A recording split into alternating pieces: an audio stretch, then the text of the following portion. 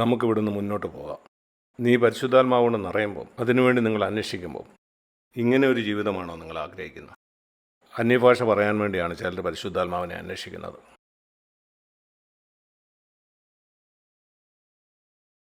ഞാൻ ചോദിക്കാതെ തന്നെ ദൈവം അന്യഭാഷയുടെ വരം എനിക്ക് തന്നു. അത് നല്ലൊരു വരമാണ്. ആർക്ക് കൊടുക്കണമെന്ന് ദൈവം തീരുമാനിക്കുന്നു.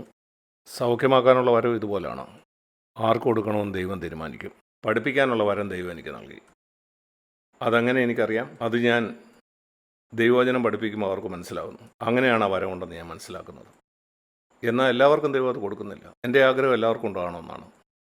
എല്ലാവർക്കും എന്നേക്കാൾ 10 മടങ്ങ് ആ വരം കിട്ടണമെന്നാണ് എൻ്റെ ആഗ്രഹം. എന്നാൽ ഞാൻ മനസ്സിലാക്കുന്നു എല്ലാവർക്കും ദൈവം അത് കൊടുക്കുന്നില്ല. ഇതുപോലെ അന്യഭാഷ വരവും എല്ലാവർക്കും കൊടുക്കുന്നില്ല. നിനക്ക് ദൈവം തന്ന വരം നീ അംഗീകരിക്കണം. 1 Corinthians 12:28 പറയുന്ന ഒരു വരം ആരും ദൈവത്തോട് ചോദിക്കാൻ ഞാൻ കേട്ടിട്ടില്ല. ആ വരം എന്താണെന്നറിയാമോ? സഹായിക്കാനുള്ള വരം.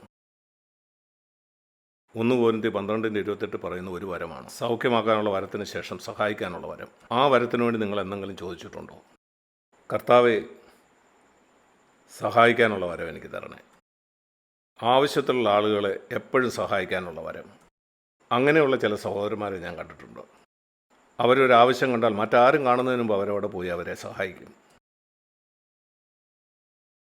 സഭയിലൊരു ആവശ്യം അവർ കണ്ടാൽ അവർ കാഹളമൂതാതെ മറ്റാരും ശ്രദ്ധിക്കാതെ വണ്ണം അത് പോയി ചെയ്തു കൊടുക്കും. ഓ, അങ്ങനെയുള്ള സഹോദരന്മാരെ ഞാൻ ബഹുമാനിക്കുന്നു. ആരും അവരെ ശ്രദ്ധിക്കുന്നില്ല. യാദൃച്ഛികമായിട്ട് ഞാൻ കണ്ടിട്ടുള്ളതാണ്. ഈ സഹായിക്കാനുള്ള വരമുള്ള സഹോദരന്മാർക്കായിട്ട് ഞാൻ ദൈവത്തിന് നന്ദി പറയുന്നു. അതിനുവേണ്ടി ആഗ്രഹിക്കുക. ഇങ്ങനെയുള്ള വരത്തിൻ്റെ വലിയൊരു ആവശ്യ സഭയിലുണ്ട്. അതാണ് 1 Corinthians നാം കാണുന്നത്. അതുകൊണ്ട് എപ്പോഴും നന്ദി കരയറ്റുക. ഇനിയും പറയുന്ന കാര്യം പറയാനായിട്ടാണ് ഞാൻ വന്നത്. നിങ്ങൾ ആത്മാവുകൊണ്ട് നിറയുമ്പോൾ, ഞാൻ നിങ്ങളോട് ചോദിക്കുകയാണ്, നിങ്ങൾ ആത്മാവുകൊണ്ട് നിറയുമ്പോൾ ഇങ്ങനൊരു ജീവിതമാണോ നിങ്ങൾ ആഗ്രഹിക്കുന്നത്?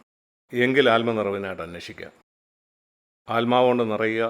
കർത്താവെ, എഫേസ്യർ 5:20 പറയുന്ന ഈ ജീവിതം എനിക്ക് വേണം. എനിക്കെപ്പോഴും നന്ദി പറയണം. അതുപോലെ കർത്താവെ, 22-ാം വാക്യം പറയുന്ന പോലെ ഇപ്രകാരമുള്ള ഒരു ഭാര്യയായിരിക്കണം.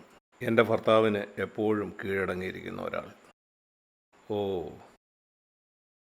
വിവാഹിതരായ സഹോദരിമാരെ, ഇതിനാണോ നിങ്ങൾ പരിശുദ്ധാത്മാവിനെ അന്വേഷിക്കുന്നത്? എന്നോട് പറയേണ്ട ദൈവത്തോട് പറയുക. നീ ഭർത്താവിന് കീഴടങ്ങാത്ത ഒരു മത്സരിയാണെന്ന് നിനക്ക് തോന്നുന്നുണ്ടോ? അവനോട് വഴക്കുണ്ടാക്കിക്കൊണ്ടിരിക്കുകയാണോ? നീ ആത്മാവുകൊണ്ട് നിറഞ്ഞാൽ മനോഹരമായിരിക്കും.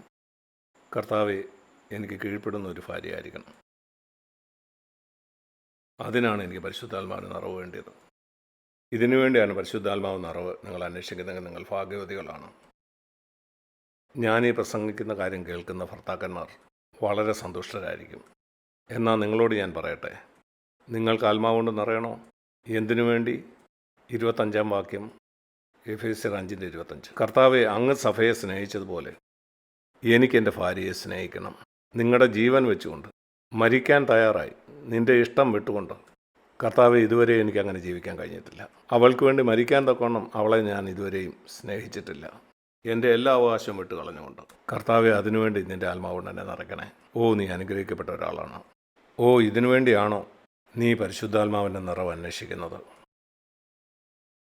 ഒരുപക്ഷെ നീ ഒരു പിതാവായിരിക്കാം. ഓ കർത്താവെ, എഫേസ്യ ലേഖനം 6 പറയുന്ന പോലെ ഞാൻ എൻ്റെ കുഞ്ഞുങ്ങളെ, അതിൻ്റെ 4-ാം വാക്യം, നിങ്ങളുടെ മക്കളെ നിങ്ങൾ കർത്താവിൻ്റെ ബാലശിഷ്യയിലും പത്യോപദേശത്തിലും പോറ്റി വളർത്തുക. എൻ്റെ കുഞ്ഞുങ്ങൾ നഷ്ടപ്പെട്ടിരിക്കുന്നു. കർത്താവെ, എന്നോട് ക്ഷമിക്കണേ. ഈ കാര്യത്തിനാണ് ഞാൻ പരിശുദ്ധാത്മാഭിഷേകം അന്വേഷിച്ചിട്ടില്ല. ഞാൻ പരിശുദ്ധാത്മാഭിഷേകം അന്വേഷിച്ചത് അന്യഭാഷ പറയാനും പ്രസംഗിക്കാനുമാണ്. എന്നാൽ ഇവിടെ പറയുന്നത് ആത്മാവിൽ നിറയുവിൻ എന്ന് പറഞ്ഞിട്ട് 6:4 കർത്താവിൻ്റെ ബാലശിഷ്യയിലും പത്യോപദേശത്തിലും കുഞ്ഞുങ്ങളെ വളർത്താനാണ്. ഞാൻ ചോദിക്കട്ടെ, നിങ്ങളിൽ മിക്കവർക്കും മക്കളുണ്ട്. എങ്ങനെയാണ് നിങ്ങൾ അവരെ വളർത്തുന്നത്? ഞാൻ നിങ്ങളെ കുറ്റപ്പെടുത്തുകയല്ല, ദയവായിട്ട് കേൾക്കുക. ഞാൻ നിങ്ങളോട് സംസാരിക്കുന്ന, നിങ്ങളെ സ്നേഹിക്കുന്ന ഒരു സഹോദരനായിട്ടാണ്. എവിടെയാണ് നിങ്ങളുടെ മക്കൾ ഇന്ന്? അവർ കർത്താവിനെ അനുഗമിക്കുന്നുണ്ടോ?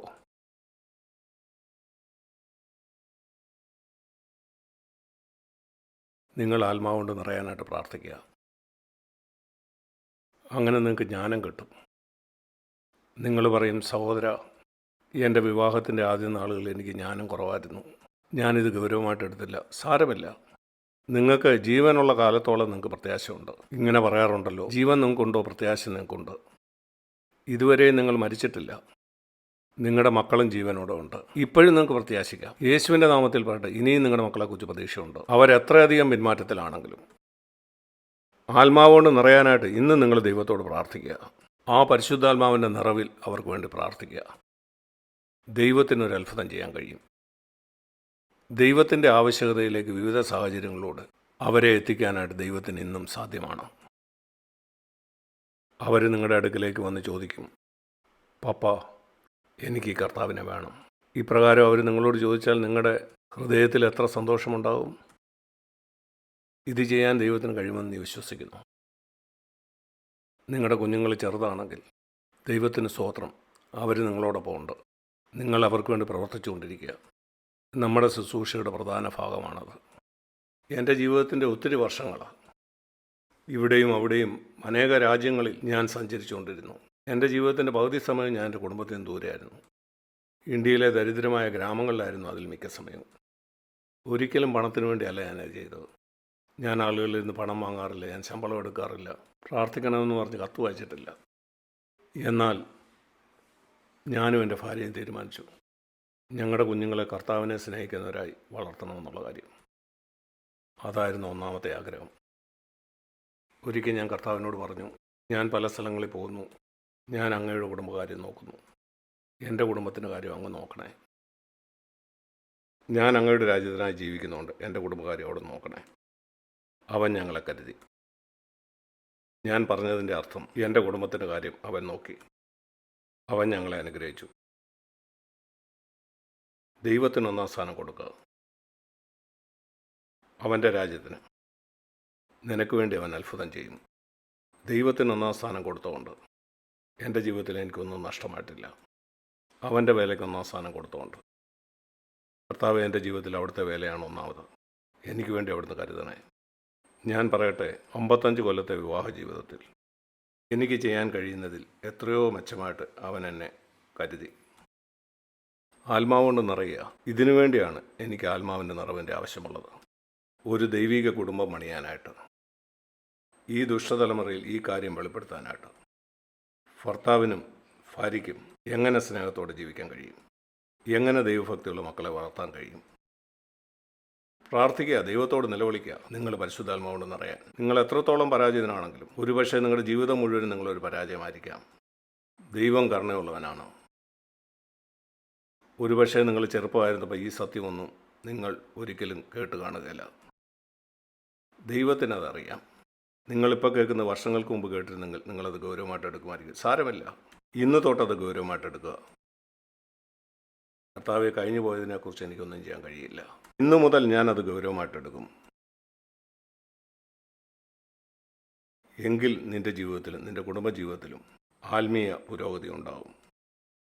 നിൻ്റെ ഭാര്യയോടുള്ള ബന്ധത്തിൽ, നിൻ്റെ കുഞ്ഞുങ്ങളോടുള്ള ബന്ധത്തിൽ എന്ന് മാത്രമല്ല, ദൈവത്തിൻ്റെ രാജ്യത്തിനു വേണ്ടി അവന് നിന്നെ ഉപയോഗിക്കാൻ കഴിയും.